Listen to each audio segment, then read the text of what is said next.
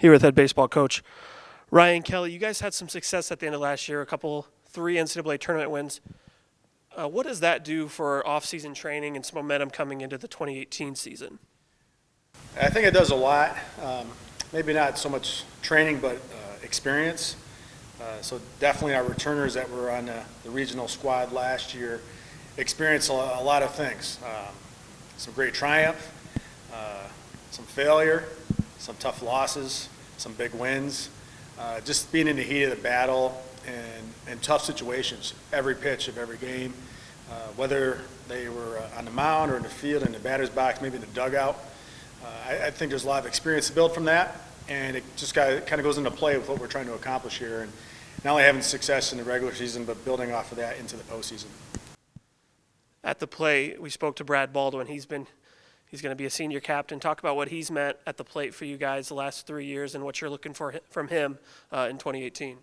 It's hard to believe, but Brad Baldwin's already a senior now, and we can remember back to his recruiting days. But he's had a very, very successful career, highlighted with a lot of offensive capabilities.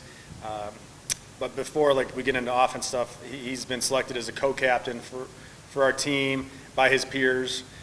He actually had unanimous votes, and I think that speaks volumes about his leadership, the type of characteristics he has as a student athlete here.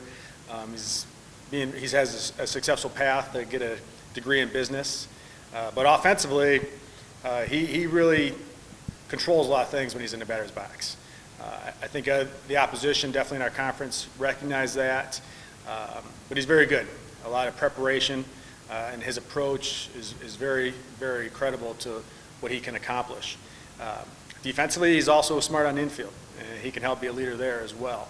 So Brad Baldwin, in collaboration with his other co-captains, Taylor Horn and Ryan Mergener, we look for big things out of him and them. You talked about Ryan Mergener. Who are some of the other guys on offense you're looking for? I'm assuming Mergener is one of those guys.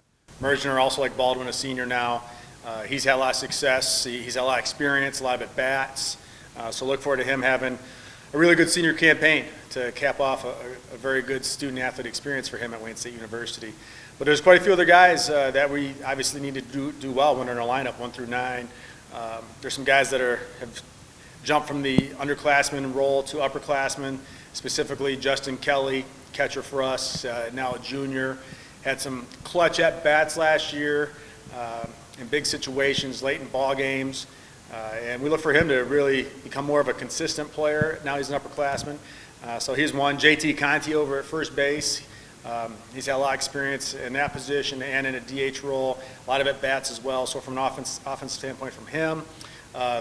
Other guys that have added some depth and have done well, like Devin Rose. He's got quite a few at-bats in his career as an outfielder for us. So looking for him to maybe step up and finish off his final year with us at Wayne State. He's gone through some adversity injury-wise, but a very knowledgeable position player and hitter.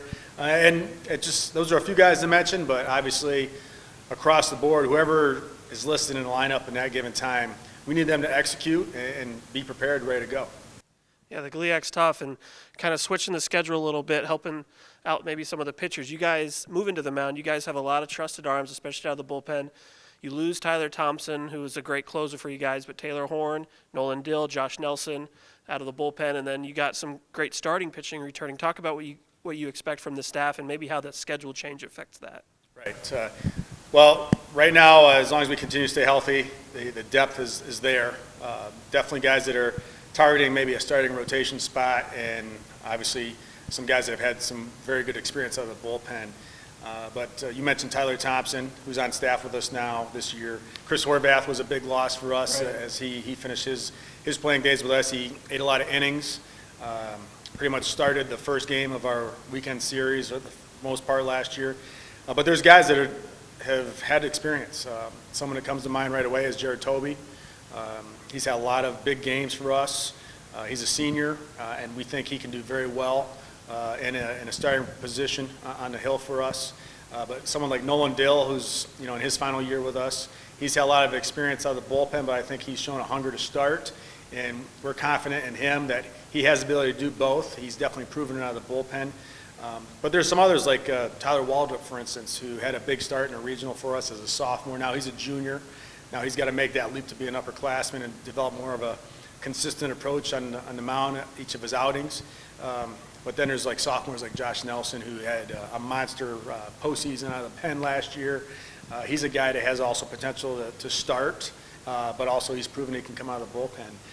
Speaking of bullpen, Taylor Horn probably had one of the record years in Wayne State history last year as a reliever. Yep. And he, through his work efforts and leadership, as I mentioned earlier with Baldwin and Mergener, Horn's been voted by his peers as a co-captain. So great leadership there. Taylor, I think, is a great example to everyone that's on the pitching staff. He's someone that definitely takes advantage of the opportunity when he is on the mound, and he goes after hitters to the best of his capabilities. But he wants to be in that situation. He wants the ball in his hands, and I think that's a great testament to him, but also a good example for others on the staff. And those are a few names. Maybe there's a couple younger guys like Hunter Brown, who's a sophomore, who showed some promise as a freshman.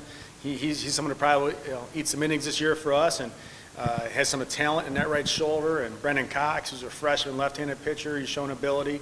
And we got to put it together. Everyone's been working hard in the preseason right now, and we'll put it together. And who's ever on the mound, they got to be ready to go.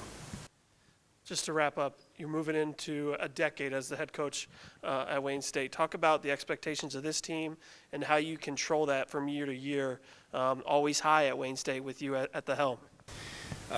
Well, I think one thing we really try to do is just be consistent day to day.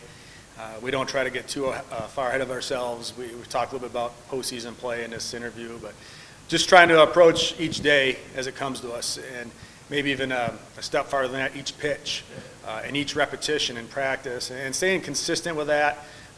Coming to practice or game or travel, where we're ready to work and ready to do our jobs.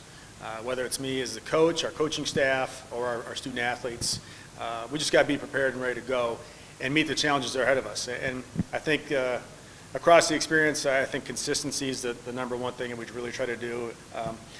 But we're also still on the path to make sure we do as best we can academically, continue to be leaders in our community, and hungry to represent the name on the front of our jersey. That's something I think has been consistent with our staff and myself, and we will continue to do that and moving into the future.